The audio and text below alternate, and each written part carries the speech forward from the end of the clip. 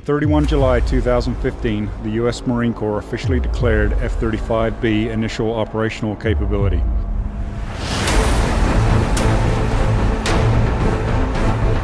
This milestone validated the hard work being done by the massive individuals tied to the program.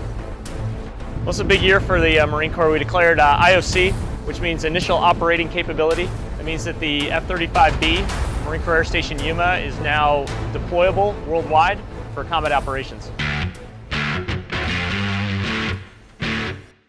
If you really think back to the F-35 inception back in the 90s, and the forethought that people had at that time, they were coming up with the concepts and then developing the technologies. Over the last 8 or 9 years, we've actually perfected in flight test. There was a lot of work, blood, sweat, and tears that went into that. At Edwards, we've done weapon delivery accuracy assessments. Those have translated into fleet flight clearances to drop weapons, and that was a cornerstone to IOC.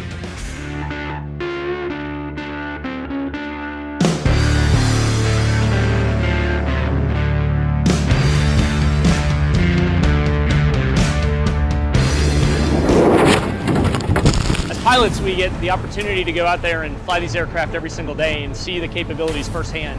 But what's important for everyone to understand is that it's really the entire team here at the Edwards ITF that allows us to do so. It's not just the engineers that prepare the test cards, write the test plans, it's in the control room, but it's the entire host of folks that are here that really make the F-35 possible and make the ability of us to do the testing that eventually translates into a fleet clearance and a fleet capability.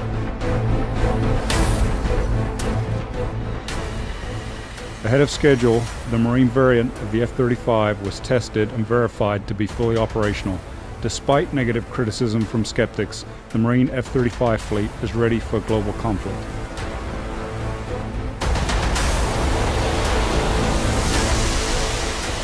As a centerpiece among 9 different countries, the F-35 has evolved into an ambassador within the flight test community. Recent F-35 testing at Edwards has allowed our foreign allies like Italy and Australia to move forward with their F-35s and help expand the jet's envelope even further.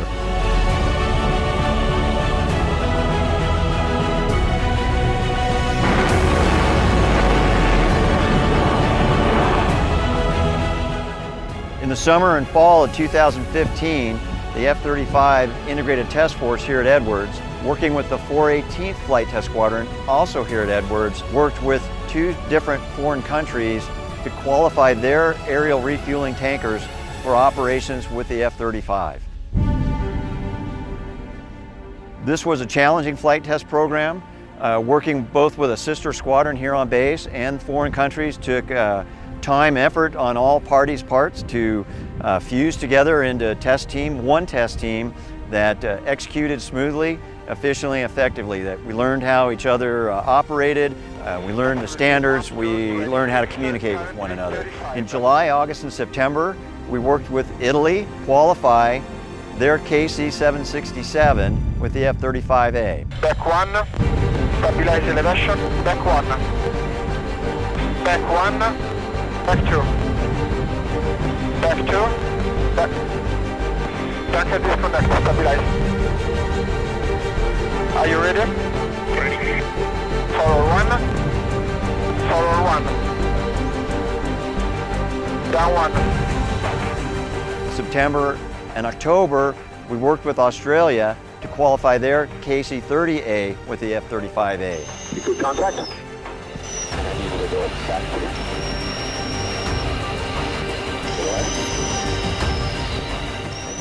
We just completed the first fuel transfers from the Australian tanker. The handling qualities of both aircraft were great. All the transfers went well. The boom operator reported no difficulties, and all in all, it was an extremely successful mission. In both cases, we were able to clear a full air refueling envelope from low altitude to high altitude across a broad range of airspeeds, which will give operational forces the opportunity and the envelope to refuel where they need to. We'll now provide a worldwide capability to refuel the F-35 from the South Pacific with the Australian tanker to Europe with the Italian tanker, and anywhere in the world those respective countries choose to deploy along with F-35. AF2 conducted the largest mod in 2015 outside of the main factory. The project brought together a vast group of professionals among the F-35 program.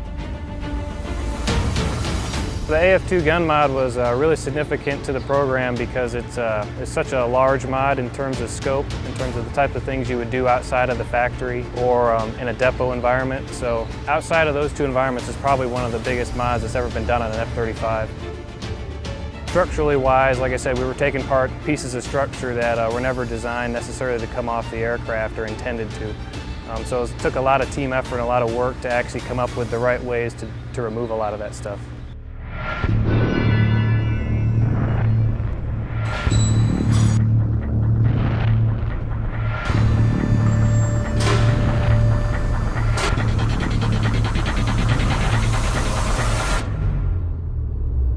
So yeah, one of the reasons why it was such a big deal for the program though is it brings AF2 up to the production configuration that allows it to actually shoot the CTOL gun. So there was a lot of things that were discovered early on that needed to be adjusted or updated to allow for that capability. So an AF2 being one of the first aircraft, it needed to be brought up to a later configuration.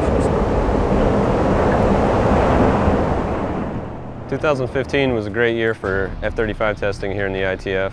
At the forefront of a lot of that testing was the weapons integration team. A lot of hard work was done this year, all the way from test design through engineering down to putting the weapons on the aircraft. Another key component that we completed this year was F-35 gun integration testing. The GAU-22 Alpha is a 4-barrel 25mm Gatling gun system. It carries a total of 181 rounds and fires at a nominal rate of 3,000 shots per minute. In order to certify the gun, there's 3 phases of testing that need to be completed. Those include flight sciences, ground tests, flight sciences, airborne testing, and mission systems accuracy testing. Ground testing was completed in August of 2015. The primary objectives of the ground test were to demonstrate that the gun operates within specifications, to validate the gun bay airflow ventilation system, and to demonstrate that the aircraft structure is not adversely affected by gunfire. Airborne gun testing, we're going to start at the heart of the envelope. As we progress, we'll add dynamic maneuvering, loaded maneuvering, and additionally we'll be increasing our burst length, all in a build-up fashion. We were able to put over 800 rounds out of that system, and we verified that it is ready for airborne firing. Ground testing completed its phase, verifying the gun to be fully operational and ready to expand to aerial testing. On 30 October 2015, the hard work of the entire Edwards F-35 ITF found its place in the history books with the first ever aerial gunfire from a F-35.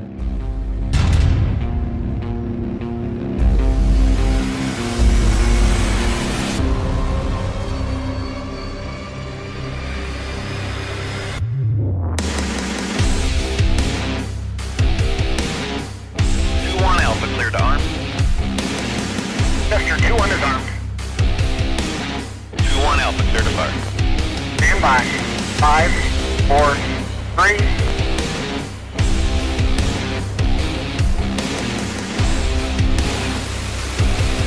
Jesse James. Copy that. The 25mm gun integration gives the Air Force confidence to declare the F-35A combat capable in 2016. During this year, the F-35 completed all testing of 3i software to support Air Force IOC in 2016. A series of multi-ship missions were conducted. During testing, the F-35 proved its ability to successfully conduct U.S. Air Force missions. And 2015 on the mission system side was a year of milestone after milestone. First, we saw the Marines declare IOC with the 2B software that we tested here in the ITF. We then progressed on to the testing of the 3I software, scheduled for Air Force IOC next summer. For that software in particular, we did multiple weapons events, we did multiple warships, and those missions really brought together the entire ITF team. The various IPTs across the disciplines came together on those missions to prove as a graduation exercise, if you will, that the F-35 is going to be mission effective in the counter-air mission, suppression of enemy air defenses, close air support, maritime interdiction, air interdiction. Those mission sets we tested before the software goes to operational test to show that it will be capable of Air Force IOC declaration next summer. We were able to complete multiple fusion missions this year that incorporate all the sensors that we have on the F-35. This was in support of the IOCs for Marine, Navy, and Air Force. Data links that we have on this aircraft can be utilized across all of our partner nations to be able to work together cohesively in the battlefield. We will have data links that enable us to talk to one another.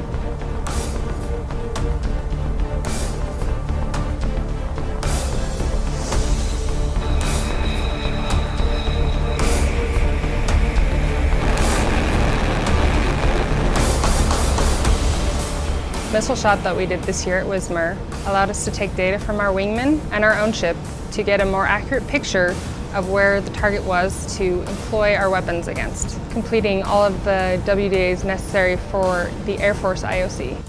One of the particular drops that we did in 2015 was the GBU-32 drop off of BF-18. Now that drop was the first time that we've taken a radar map from a tactical range, at a tactical altitude, located a target, transferred those coordinates into the GBU-32 guide weapon, and then achieved a directed hit on that target. Now incorporated with the F-35 platform, that gives us the ability to evade detection, take the aircraft into a tactical range, locate targets, and employ without potentially ever being seen by the enemy. Unique capability to the F-35.